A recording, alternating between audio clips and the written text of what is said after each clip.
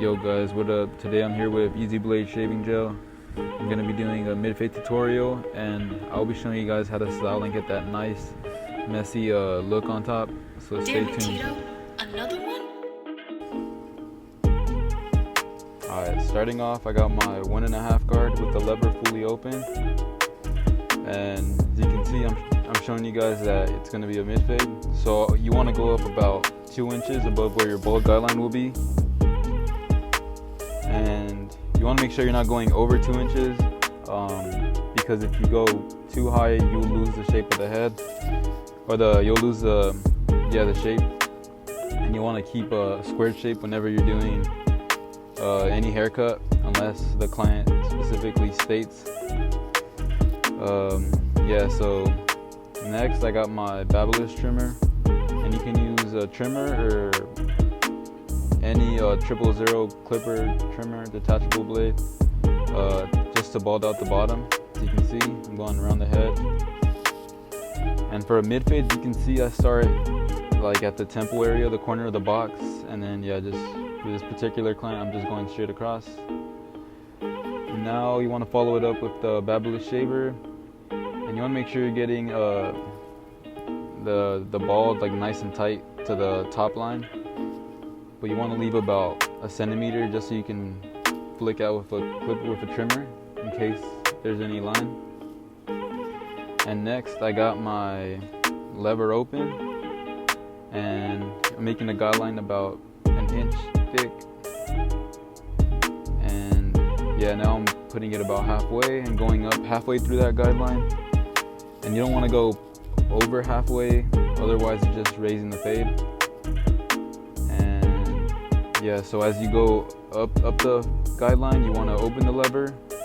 As you get closer to that bottom line, you want to close it. You can see I opened it up 1 notch, and now I'm going almost to the top of the guideline. And now I have it fully closed, and I'm trying to work out that last bottom line.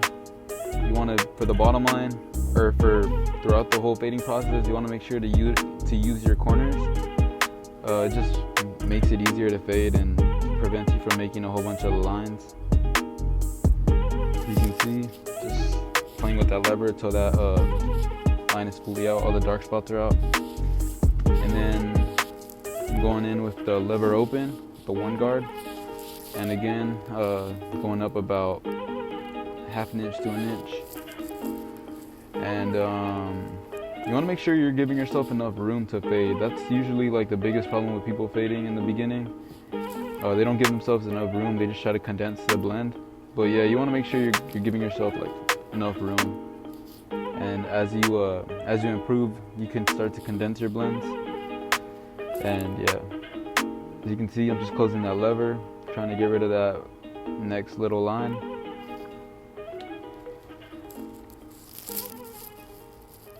Again, using the corner. And now I'm taking the 1.5 guard, the lever open. I'm going up about another inch. Damn it, Tito, another one? You can see. And after going up 1 inch, you want to close the lever, because the 1.5 fully closed blends like right into the lever open. So you could just work your way down like that, just save a step later. And now, as you can see, there's still some dark spotting. Going in with the 1 guard, lever open. Just get rid of any of those leftover dark spots. And don't worry if on the first passing of fading, you don't get all the dark spots out, because you always want to go back at the end to detail. And here I'm just showing you guys that I won't be using the 1/2 guard. I'm going in with the lever open, using the corner. And when you're beginning, I wouldn't recommend this, just because it's very easy to patch them, put like little bald spots. But as long as you're using that corner, just kind of hitting wherever you see a dark spot, you should be good. Just don't press too hard, going too far up. Now we're moving on to the back, and it's pretty much the same as on the side. And on the back, you want to stretch it just a little more, the guidelines, just because there's more area to work with on the back. And if you make them all the guidelines the same size, then your fade usually comes out looking really compressed and dark and just bulky. So you want to make sure you're stretching that out. And yeah, same thing, just working that lever till that bottom line's fully out. You can see it's coming out little by little. And yeah, after that, going in with the one guard. And as you can see, I kind of float the clipper, like looks like I'm flicking out, and I'm kind of just like getting that hair on top, like debulking.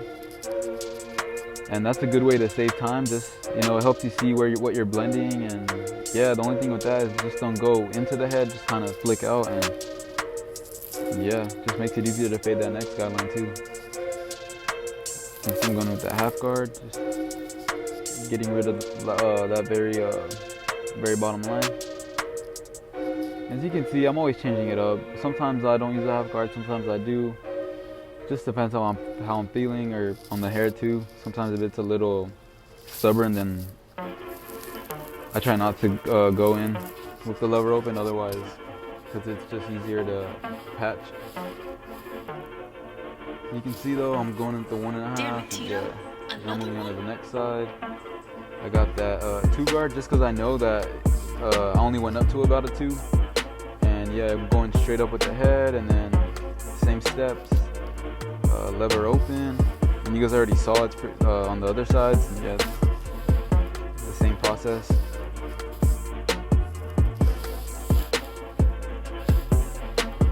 As you can see, I'm holding down that ear, holding the head, whatever I have to, just to help me fade.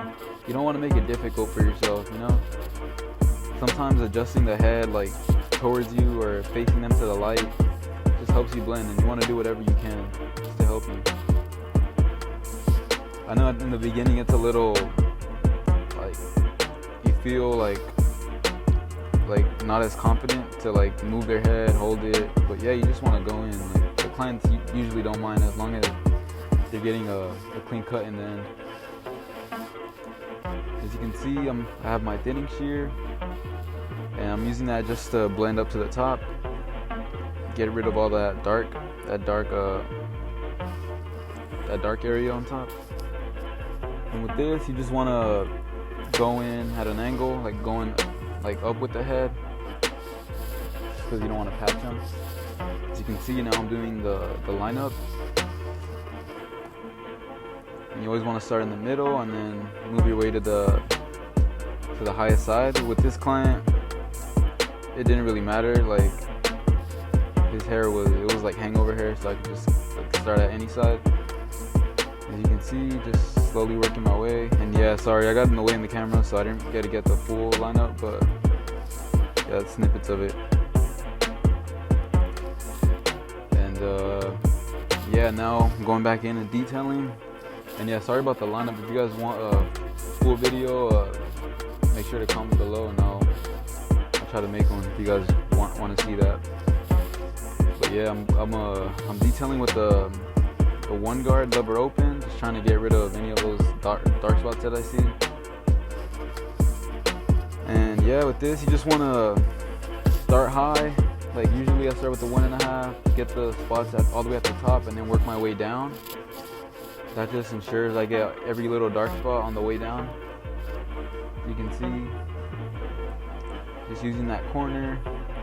And yeah, don't be afraid to go like a little up into the blend. As long as you're using the corner, you should be good.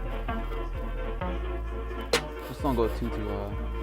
You can see, using that finisher one last time just to get all those dark spots that I missed. Sorry.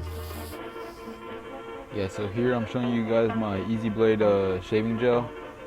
And yeah, you want to make sure you have a good shaving gel when doing lineups and stuff, because you don't want to cut your clients. You want your razor to just glide. As you can see, I'm using the Easy Blade shaving razor also. Damn it, Tito. Another one?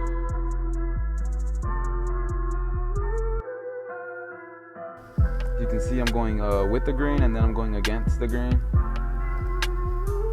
And yeah, if you don't use shave gel, sometimes going against the grain on the on the hairline could be a little rough. So yeah, you just want to make sure you're using shave gel on clients that have a thicker hair. You can see, always making sure to stretch that skin. I recorded the just like me shaving the back, just so you guys can get like that satisfying thing.